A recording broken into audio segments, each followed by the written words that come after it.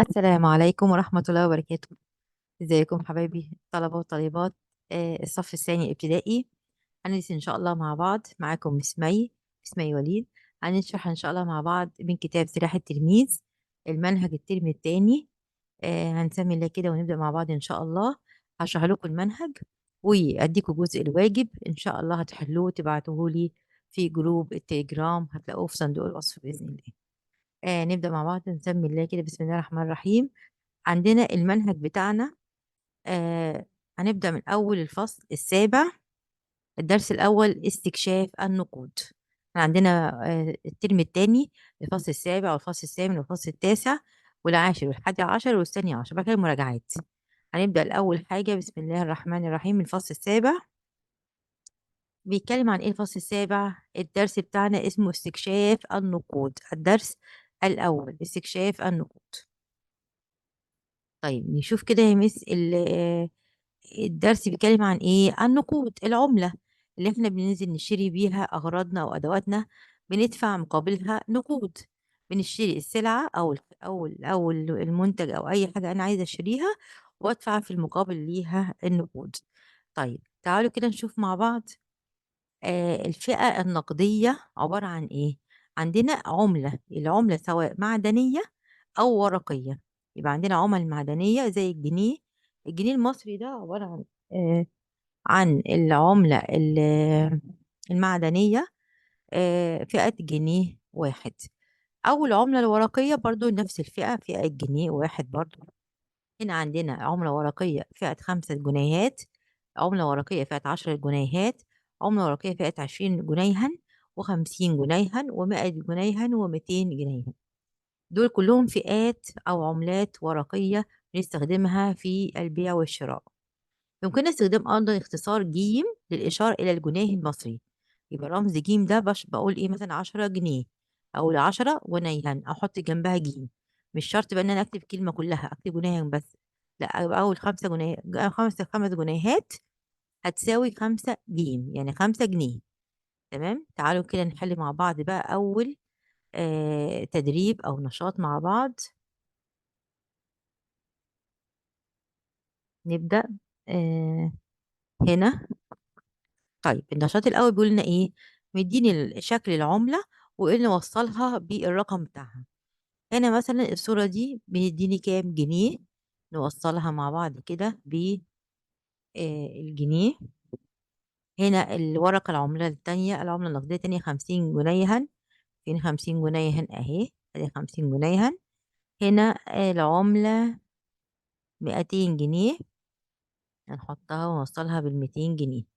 طيب هنا 5 جنيهات، هنوصل بالخمسة جنيهات. هنا 20 جنيها، هنوصلها بالعشرين جنيها. هنا 100 جنيها، هنوصلها بالمئة جنيه. يلا حلو ورايا بسرعة عشان نمسح مع بعض. نمسح. ندخل على ايه الجزء الثاني، النشاط رقم 2. طيب نبدأ نحل. هنا مديني ايه جوه العلبة؟ 50 جنيها. يقول لي أي واحدة من دول، أي فئة من الفئات العملة دي، هي دي ال50 جنيها. أي واحدة هنحط عليها دايرة، هيبقى دي 50 جنيها. هي دي الورقة العملة اللي مكتوب فيها دايما الرقم مكتوب هنا كده. دي 50، دي 20، ادي 20، وهنا دي 50، ودي 200. يبقى اللي في العلبة دي كام؟ 50 جنيه. نعمل عليها دايرة. طيب نشوف رقم باء. 20 جنيها، أي واحدة من دول؟ دي 50 زي ما قلنا كده. نبص على الرقم ده، هنا 50، هنا 5، هنا 20. يبقى أي واحدة هي دي الرقم باء. يبقى 20 جنيه هنا يدي رقم جيم 100 جنيها. أي واحدة من دول؟ قلنا هنبص على الرقم ده، ادي 50، ادي 100، ادي 20.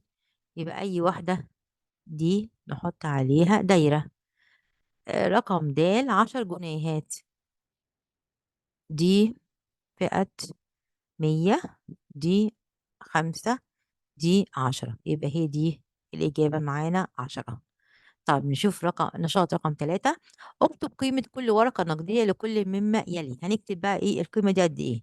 ده 1 جنيه، هنكتب هنا 1 جنيها. هنا رقم كام؟ 200 جنيها، هنكتب هنا 200 جنيها. هنا 5 جنيهات، هنا 50 جنيها.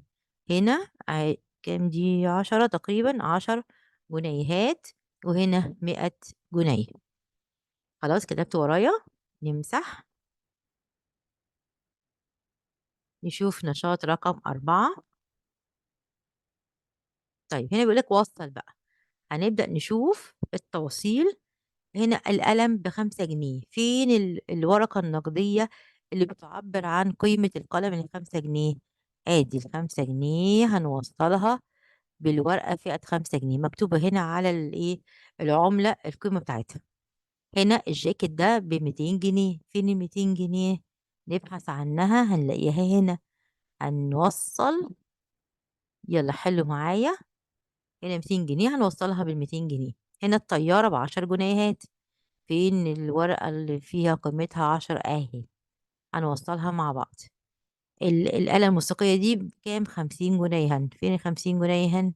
اهي فوق، هنوصلها مع بعض. هنا العربة أو الحصان ده 100 جنيه. أين ال100 جنيها؟ أهي.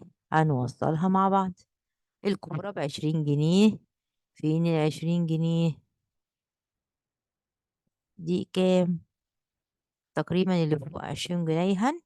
هنوصلها مع بعض. تمام.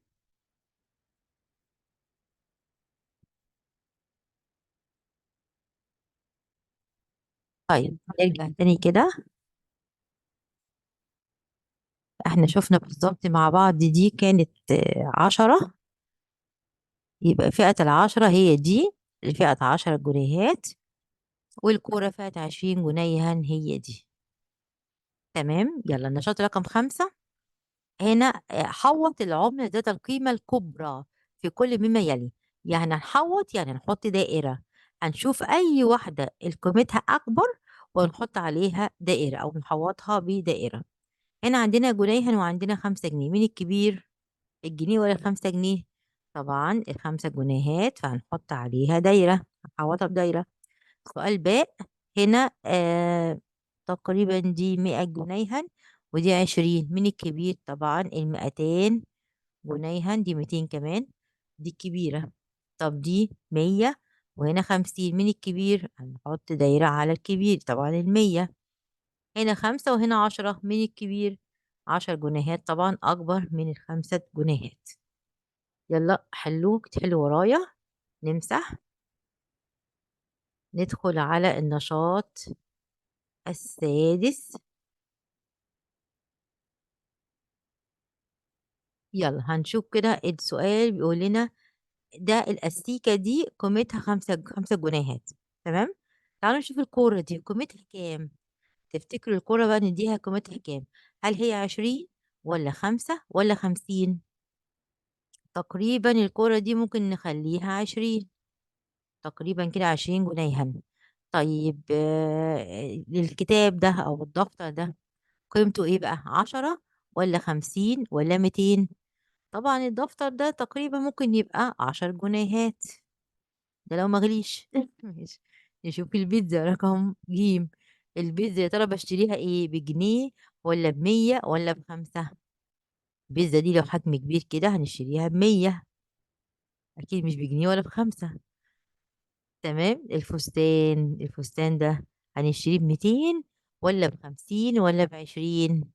الفستان ده ممكن نشتريه ب200 جنيه. تمام. الآلة الموسيقية دي هنشتريها ب5 ولا ب20 ولا بجنيه؟ والله احنا ممكن نشتريها، الدنيا غليت، هبقى ب20. تمام. يلا حلو ورايا. نمسح بقى الجزء ده.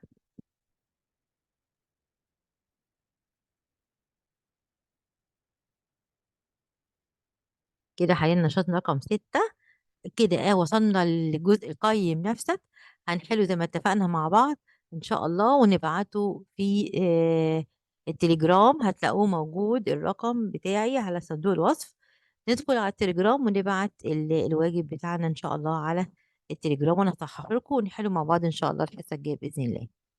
شكرًا حبايبي الطلبة والطالبات على حسن الاستماع، وإن شاء الله يا رب تكون الحصة كانت جميلة والدرس سهل جدًا، وإن شاء الله نكمل بإذن الله الدرس الجاي إن شاء الله بإذن الله. أشوفكم في رعاية الله وأمنه. السلام عليكم ورحمة الله وبركاته.